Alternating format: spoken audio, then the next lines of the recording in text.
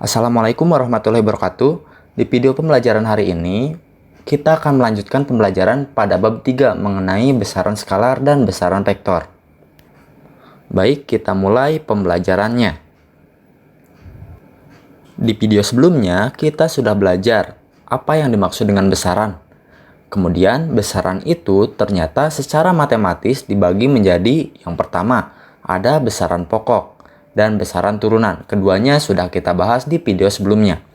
Dan yang akan kita bahas sekarang itu mengenai besaran yang dibagi secara fisis, yaitu menjadi besaran skalar dan besaran vektor. Apa yang dimaksud dengan besaran skalar? Besaran skalar adalah besaran fisis yang hanya memiliki nilai dan tidak memiliki arah. Artinya apa, Pak? Artinya ketika kita menyatakan besaran skalar, kita hanya menyatakan nilainya saja. Contohnya ada jarak, kelajuan, waktu, suhu, dan energi. Dan masih banyak besaran-besaran yang lainnya yang termasuk ke dalam besaran skalar.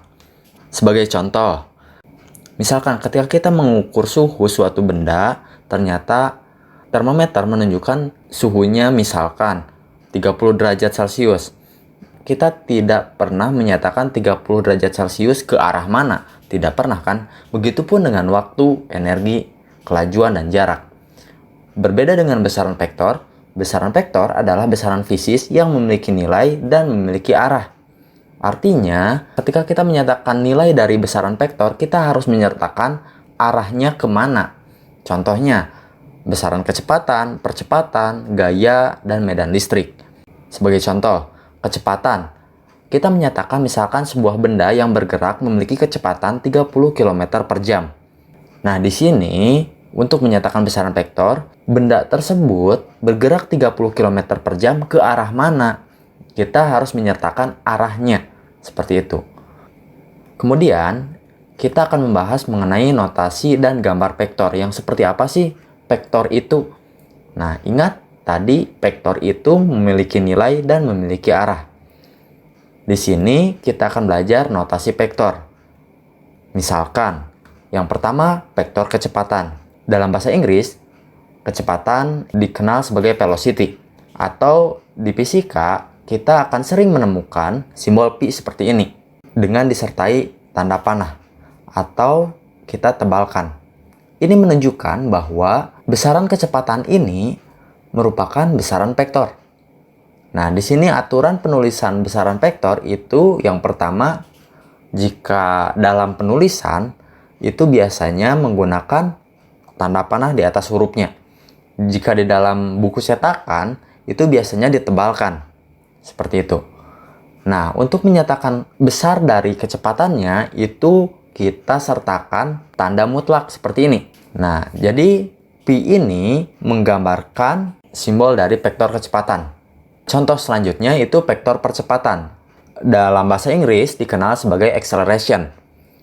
Maka kita di fisika akan sering menemukan simbol A kecil seperti ini dan disertai tanda panah di atas hurufnya atau ditebalkan seperti ini. Untuk menyatakan besar vektor percepatannya, kita sertakan notasi vektor percepatan ini menggunakan tanda mutlak. Seperti itu. Kemudian, contoh selanjutnya vektor gaya dalam bahasa Inggris dikenal dengan sebutan force. Maka di dalam fisika kita akan sering menemukan simbol F dengan disertai tanda panah di atasnya atau sama juga ditebalkan. Ini menunjukkan bahwa besaran gaya merupakan besaran vektor. Simbol seperti ini jika nanti kita temukan di dalam pembelajaran fisika itu menandakan bahwa besaran gaya ini merupakan besaran vektor. Untuk menuliskan besar vektor gaya sama seperti besar vektor kecepatan dan besar vektor percepatan itu kita berikan tanda mutlak seperti ini. Oke, yang keempat contoh lainnya itu vektor perpindahan. Misalkan ada sebuah benda bergerak dari titik A ke titik B. Artinya benda bergerak dengan arah seperti ini kan. Maka vektor ini kita namakan dengan vektor AB. Nah, yang pertama ada bagian titik tangkap vektor. Kemudian ada ujung vektor. Dan panjang vektor ini menggambarkan nilai atau besar vektor. Panjang tanda anak panah menyatakan nilai atau besar vektor. Vektor yang lebih besar digambarkan dengan anak panah yang lebih panjang. Begitu juga sebaliknya, vektor yang lebih kecil digambarkan dengan anak panah yang lebih pendek. Contohnya seperti ini. Terdapat vektor X dan vektor Y. Sudah terlihat kan? Vektor Y lebih besar daripada vektor X. Terlihat dari panjang vektornya. Kemudian, dalam gambar anak panah ini, arah vektor digambarkan dengan sudut terhadap bidang horizontal. Kemudian kita coba contoh soalnya. Gambar vektor-vektor P, Q, R, dan S yang besarnya berturut-turut 3 satuan ke atas, 5 satuan ke bawah, 8 satuan ke kiri, dan 10 satuan ke kanan. Oke, yang pertama vektor P. Katanya vektor P itu 3 satuan ke atas. Mudah saja ya gambarnya seperti ini. 1, 2, 3. Nah, gambar vektor P digambarkan seperti ini. Kemudian, vektor Q sebesar 5 satuan ke bawah. 1, 2, 3, 4, 5. Nah, ini vektor Q. Kemudian, vektor R vektor R sebesar 8 satuan ke kiri. 1, 2, 3, 4, 5, 6, 7, 8. Seperti itu. Ini untuk vektor R. Dan yang terakhir, vektor S sebesar 10 satuan ke kanan. 1, 2, 3, 4, 5, 6, 7, 8, 9, 10. Sudah terlihat kan yang manakah vektor yang memiliki nilai terbesar? Itu terlihat pada panjang pendek anak panah vektor. Kemudian kita akan belajar mengenai jumlah dan selisih vektor. Vektor hasil penjumlahan atau selisih kita sebut dengan vektor resultan. Ada dua cara ketika kita akan menjumlahkan atau kita akan menentukan selisihnya. Yang pertama cara grafis, yang kedua cara analitis. Coba kita pelajari cara grafis. Yang pertama cara grafis, ditunjukkan ada 3 buah vektor. Vektor A seperti ini, vektor B, dan vektor C. Yang pertama, di dalam cara grafis, kita akan belajar mengenai cara segitiga. Nah, langsung ke contohnya, kita akan menjumlahkan vektor A dan vektor B. Oke, dalam cara segitiga, sebelum kita menjumlahkannya, kita harus paham bahwa vektor itu dapat dipindahkan. Namun dengan catatan panjang pendeknya vektor tidak boleh berubah dan arahnya juga tidak boleh berubah ketika dipindahkan. Contohnya seperti ini. Kita akan menjumlahkan vektor A dan vektor B. Vektor A saya gambarkan kembali seperti ini.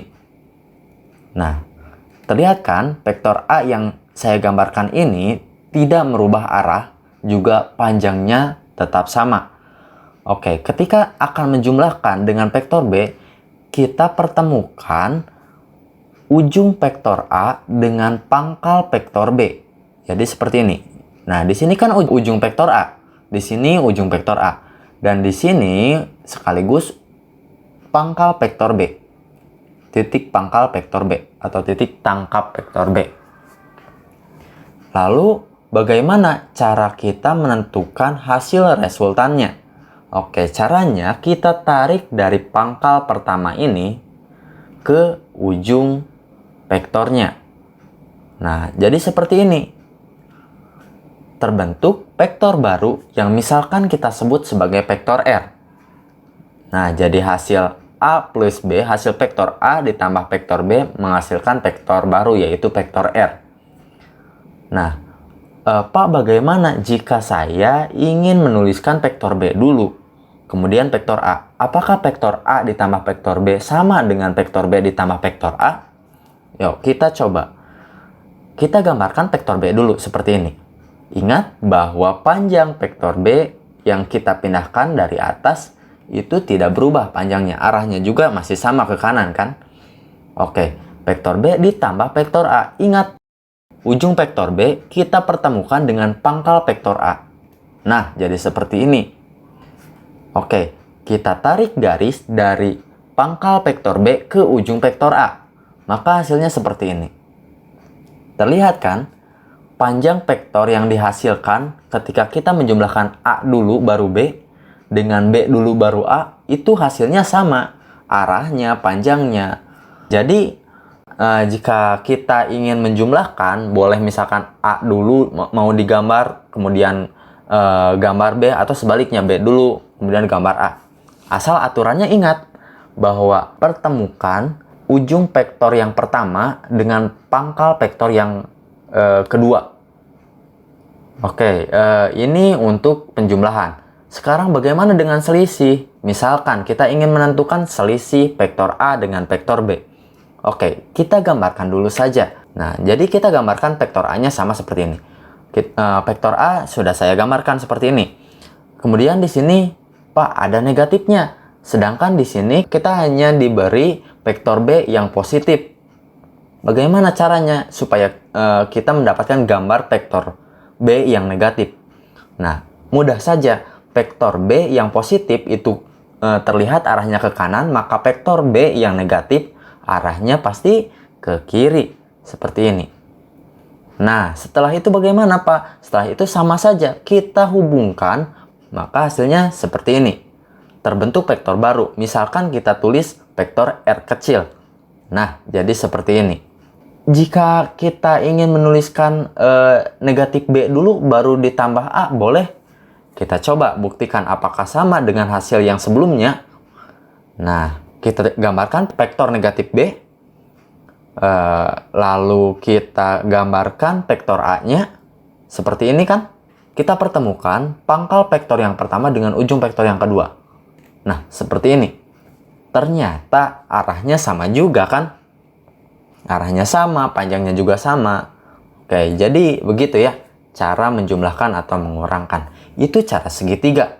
Ingat ya, pertemukan antara ujung vektor yang pertama dengan pangkal vektor yang kedua. Kemudian ada cara lain, yaitu cara jajaran genjang. Ini bagaimana, Pak? Misalkan kita ambil contoh kasus lagi A plus B. Nah, di sini kita gambarkan dulu saja vektor A-nya. Yang pertama seperti ini kan? Nah, kalau tadi kita mempertemukan ujung vektor pertama, nah ujung vektor yang pertama kan di sini. Ujung vektor yang pertama dengan pangkal vektor yang kedua, di cara jajaran genjang kita pertemukan pangkal dari kedua vektornya. Nah, seperti ini. Nah, jadi pangkal dari kedua vektornya saling bertemu. Kemudian kita proyeksikan panjang vektor B seperti ini. Kemudian panjang vektor A seperti ini. Ya, ingat panjangnya harus sama, arahnya juga harus sama. Lalu kita tarik garis diagonalnya seperti ini. Maka hasilnya didapat sebuah vektor baru, kita beri nama vektor R besar. Kemudian kita ingin mencari selisih dari vektornya, yaitu A dikurangi B. Nah, kita gambarkan saja dulu vektor A-nya seperti ini. Lalu vektor negatif B-nya, ingat, kalau vektor B itu ke kanan, berarti vektor negatif B itu arahnya ke kiri, seperti ini. Oke, cara jajaran genjang nih. Cara jajaran genjang, titik pangkalnya saling bertemu. Oke, kemudian proyeksikan panjang A, panjang B seperti ini. Lalu tarik garis diagonalnya seperti ini. Maka dihasilkan vektor baru, kita beri simbol vektor R kecil. Nah, itu cara jajaran genjang. Ada cara yang ketiga dalam metode grafis ya, itu cara poligon. Namanya juga poli ya, itu kan banyak gitu. Artinya cara ini digunakan ketika kita menjumlahkan lebih dari 2 vektor. Nah, di sini kasusnya kita menjumlahkan seluruh vektornya A ditambah B ditambah C. Nah, kita gambarkan dulu vektor A-nya seperti ini. Lalu vektor B-nya. Nah, di sini sebetulnya cara poligon itu sama dengan cara segitiga. Pertemukan antara ujung vektor pertama dengan pangkal vektor yang kedua. Nah, ini A gambarnya, kemudian B seperti itu ya. Kemudian C, lanjutkan saja. Nah, ingat arahnya, perhatikan ya. Arahnya, panjangnya ketika menggambar vektor itu penting. Nah, hasil penjumlahannya bagaimana, Pak? Ya sama, tarik saja dari pangkal vektor yang pertama ke ujung vektor yang terakhir kita jumlahkan. Hasilnya seperti ini. Nah, kita beri nama vektor barunya vektor S. Atau mau vektor huruf apa saja lah. Yang penting berbeda dengan vektor yang kita jumlahkan. Nah, seperti itu. Itu cara poligon. Jadi, dalam cara grafis, kita sudah belajar mengenai cara segitiga, cara jajaran genjang, dan cara poligon. Kemudian, di sini cara analitis.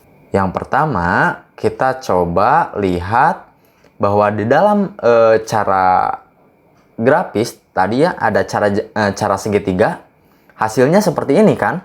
Kemudian ada cara jajaran genjang dan didapat hasilnya seperti ini. Artinya apa, Pak? Artinya mau menggunakan cara segitiga atau cara jajaran genjang itu hasilnya akan sama, tergantung kalian lebih mudah menggunakan cara yang mana. Yang penting poinnya kalian harus bisa membedakan cara segitiga itu yang dipertemukan itu apa. Nah, cara jajaran genjang yang dipertemukan itu apa?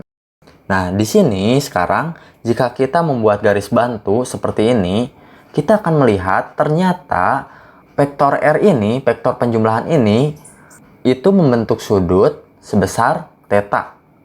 Di cara segitiga terlihat bahwa R ini memiliki sudut sebesar theta terhadap bidang horizontal.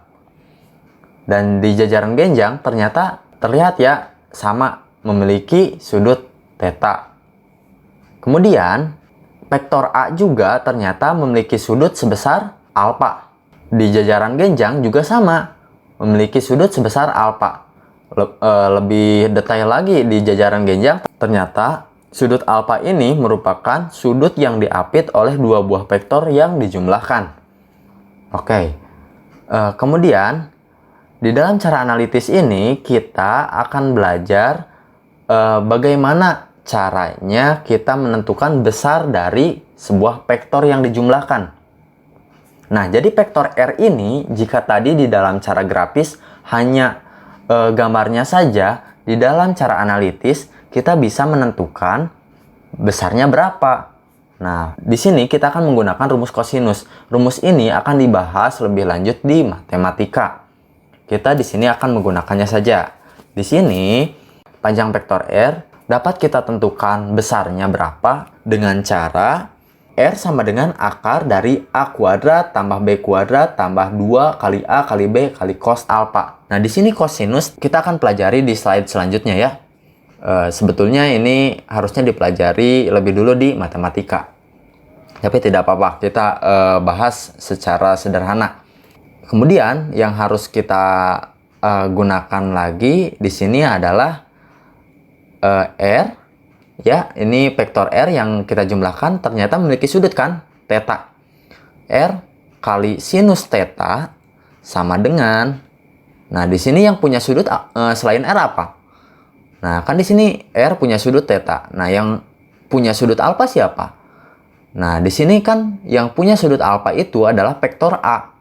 Maka A dikali sin alfa. Seperti itu. Nah, ini jadi catatan penting. R kali sin theta sama dengan A kali sin alfa. Oke. Kita lanjut. Di contoh soalnya, dua buah vektor gaya masing-masing 8 Newton arah ke timur dan 6 Newton arah ke utara. Hitung dan gambarkan jumlah kedua vektor itu. Saya hadirkan dulu arah mata angin. Barangkali ada yang belum memahami arahnya. Di sini 8 Newton ke arah timur. Nah, arah timur ya, ke sebelah kanan nih. Nah, jadi gambarnya kurang lebih seperti ini. Nah, vektor yang pertama 8 Newton ke arah timur. Yang kedua 6 Newton arah utara. Utara ke atas kan? Nah, kita gambarkan seperti ini. Nah, hitung dan gambarkan jumlah kedua vektor itu. Supaya lebih mudah, saya sarankan menggunakan cara jajaran genjang dalam menjumlahkannya.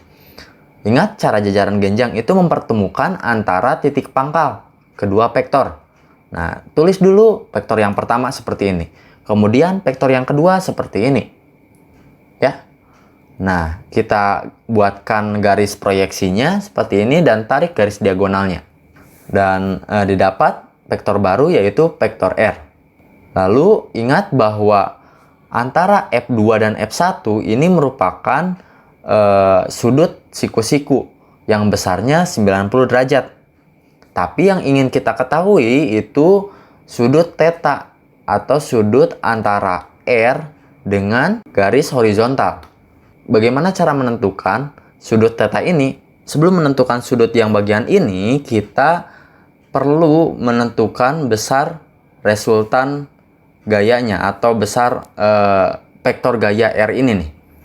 Bagaimana caranya? Menggunakan rumus kosinus yang tadi. R sama dengan akar dari F1 kuadrat ditambah F2 kuadrat ditambah 2 dikali F1 dikali F2 dikali cos alpha. Sama dengan, nah di sini F1-nya sudah ada ya 8, F2-nya juga 6. Kita masukkan saja dan alfanya 90 derajat. Kita kuadratkan di dalam akarnya. 8 kuadrat itu 64, 6 kuadrat itu 36, dan ingat cos 90 itu bernilai 0. Nilai kosinus 90 bisa dicari di kalkulator atau bisa dilihat di tabel sudut istimewa trigonometri. Kita lanjutkan hitung saja. Nah, yang di bagian ini kan 2 kali 8 kali 6 kali 0 itu pasti hasilnya 0, dan sisanya 64 ditambah 36, hasilnya akar dari 100. Akar dari 100 berapa, Pak? Akar dari 100 itu 10. Ingat, karena yang dijumlahkan ini merupakan vektor dari gaya yang satuannya Newton, maka hasil penjumlahannya juga harus memiliki satuan Newton. Oke, setelah menemukan nilai dari R, maka kita bisa menentukan sudut yang dibentuk oleh vektor R ini berapa. Kita menggunakan persamaan yang tadi, R dikali sin theta sama dengan, ingat, theta yang tadi, sudut yang pertama theta itu dimiliki oleh vektor R. Sedangkan sudut yang kedua itu ada sudut 90 derajat yang dimiliki oleh F2 terhadap F1 kan. Maka F2 dikali sin alpha. Nah, R-nya berapa, Pak? R-nya tadi sudah kita hitung, hasilnya 10. F2-nya berapa? F2-nya 6. Lalu sin alpha. Alpanya berapa? Alpanya itu 90 derajat. Yang ingin kita ketahui adalah nilai tetanya berapa. Nah, di sini kita kalikan saja ya. 6 dikali sin 90 itu kalau dilihat dari tabel trigonometri itu bernilai 1, dan 10-nya kita pindahkan ke ruas kanan, maka jadinya seperti ini ya. 6 kali 1 dibagi 10. Kemudian sin theta hasilnya sama dengan 0,6. Yang ingin kita ketahui bukan sin tetanya, tapi tetanya berapa atau sudutnya berapa. Nah, ini bisa dicari menggunakan kalkulator atau banyak aplikasi yang dapat digunakan melalui handphone. Silahkan ya. Theta sama dengan arcus sinus 0,6. Barangkali ada yang belum bisa menentukan bagaimana mencari arcus sinus di dalam sebuah kalkulator karena terkadang tidak ada fasilitas langsung untuk menekan tombol arcusnya. Kita akan belajar setelah video pembelajaran ini. Hasilnya, jika kita coba di HP atau di kalkulator bahwa theta sama dengan arcus sin 0,6 itu hasilnya 37 derajat. Begitu. Baik, kita lanjutkan pembahasan mengenai cara analitis yang kedua mengenai komponen vektor. Tadi kita sudah belajar bagaimana menjumlahkan dua buah vektor sehingga menghasilkan vektor yang baru. Contohnya, vektor A ditambahkan dengan vektor B menghasilkan vektor yang baru, kita sebut sebagai vektor R, seperti ini. Nah, bagaimana jika sebaliknya? Jika yang diketahui sebuah vektor, apakah vektor tersebut hasil dari penjumlahan vektor-vektor lainnya atau vektor tersebut bisa diuraikan? Nah, contohnya vektor F ini. Ingat, semua vektor dapat diuraikan melalui bidang kartesius. Itu yang pertama sumbu Y dan yang kedua sumbu X. Nah, setelah kita buat sumbunya, kita tarik garis dari ujung vektor yang akan kita uraikan. Jadi seperti ini ya. Nah, terlihat garis titik-titik ini sebagai garis bantu yang menunjukkan batas-batas panjang vektor yang menyusun vektor F ini. Nah, pada sumbu Y ada FY dan pada sumbu X ada FX. Artinya apa, Pak? FY itu vektor F yang memiliki arah pada sumbu Y. Dan FX juga vektor F yang memiliki arah pada sumbu X. Nah, di sini kita sudah melihat bahwa vektor ini dapat diuraikan menjadi vektor FY dan vektor FX. Sekarang, bagaimana dengan arahnya? Ingat bahwa arah pada sebuah vektor itu ditunjukkan dengan menggunakan sebuah sudut. Sehingga kita dapat lihat ya, sudutnya seperti ini. Sebelum kita bahas lebih lanjut, kita coba pindahkan vektor FY ini ke kanan jadi seperti ini. Nah, terlihat FY dan FX ini membentuk sebuah bangun segitiga kan. FX ini sebagai sisi samping sudut dan FY ini sebagai sisi depan sudut. Seperti itu ya. Kemudian yang ingin kita cari adalah sudutnya. Jika di soal yang diketahui itu hanya sisi depan sudut dan sisi sampingnya, maka kita bandingkan saja sisi depan sudut dibagi dengan sisi samping sudut. Nah, di matematika ini disederhanakan menjadi bentuk tangen theta atau tan theta. Jadi tan theta ini bentuk sederhana dari sisi depan sudut dibagi sisi samping sudut. Atau tan theta itu sama dengan sisi depannya apa? Sisi depannya FY kan? Nah, ini sisi depan sudut. Nah, tan theta sama dengan FY dibagi sisi sampingnya itu FX. Nah, jadi didapat tan theta sama dengan FY per FX. Nah, sekarang bagaimana jika yang diketahui hanya sisi depan dan sisi miringnya saja? Nah, jadi sisi depan sudut dibandingkan dengan sisi miring sudut. Di dalam matematika, ini merupakan hubungan sinus atau sin theta.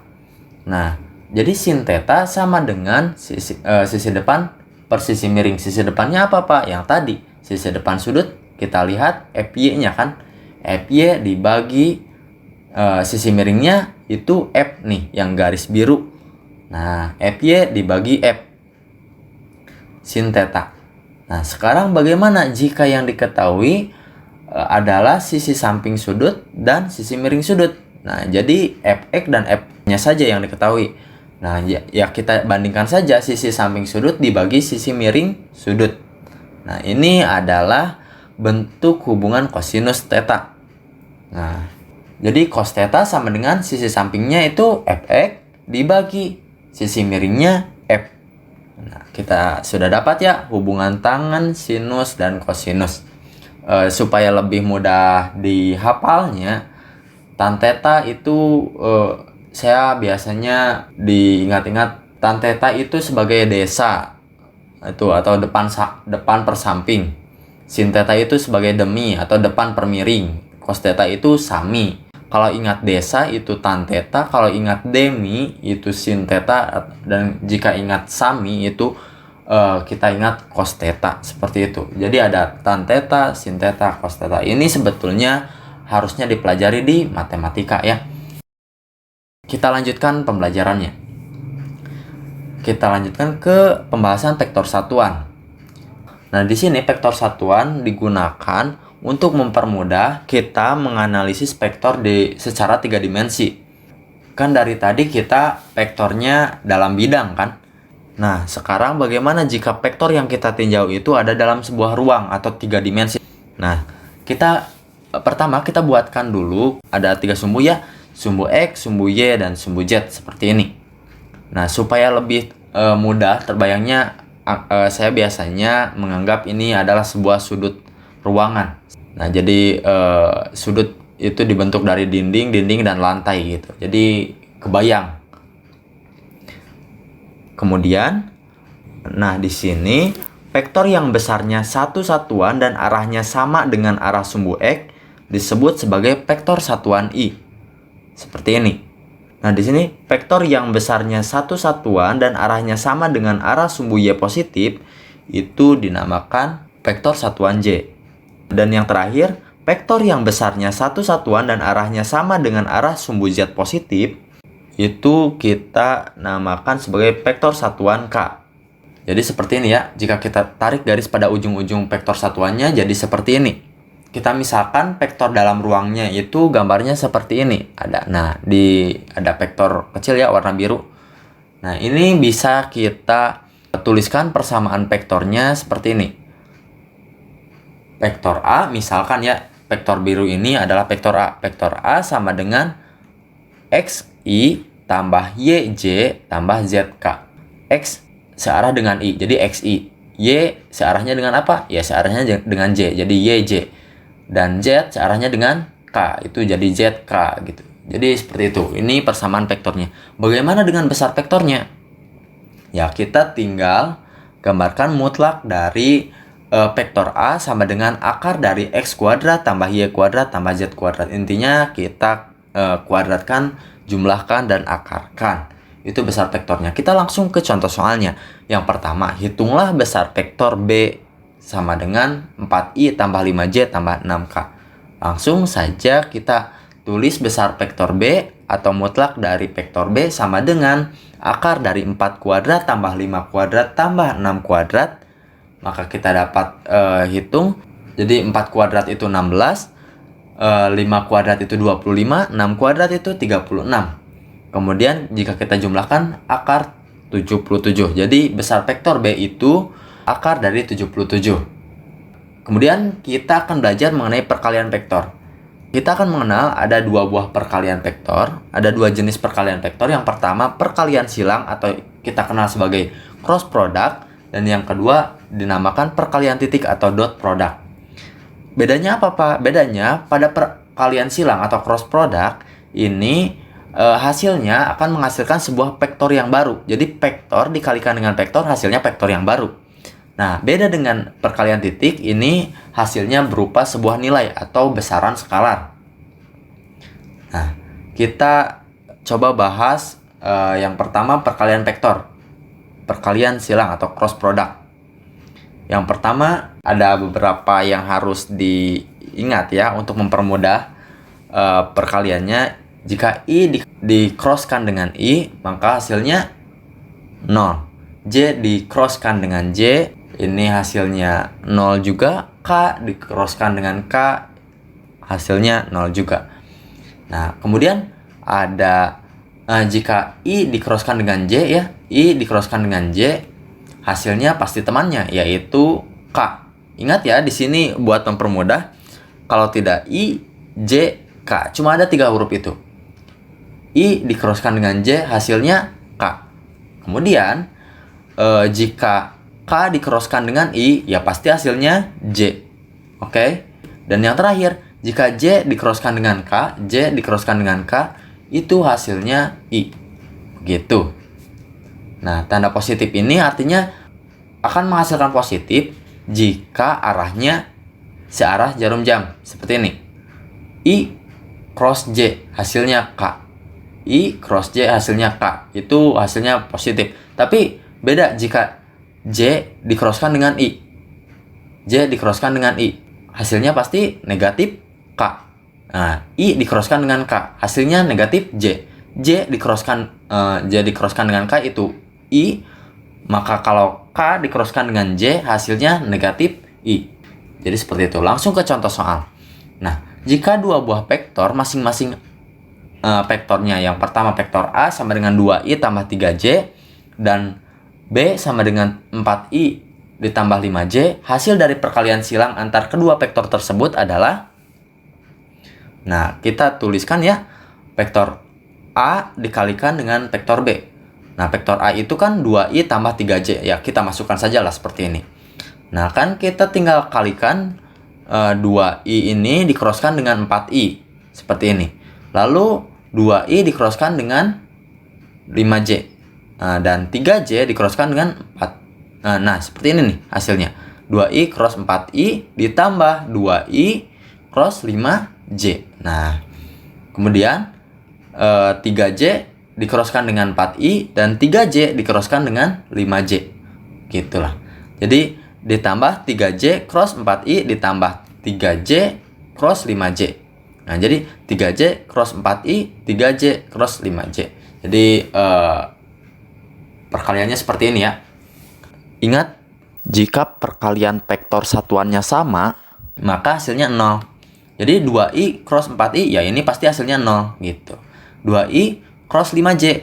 Nah, ini tulis dulu saja. Ditambah, nah ini juga hasilnya 0 ya. 3J cross 5J. Hasilnya 0. Nah, ini 3J cross 4I. Nah, jadi seperti ini. Maka kita coba I di-crosskan dengan J. Hasilnya apa? Pasti temannya ya. I, J pasti K hasilnya. Nah, jadi 2 kali 5 ya 10. I cross J itu ya K gitu. Satu lagi, J di-crosskan dengan I. Sebaliknya kan?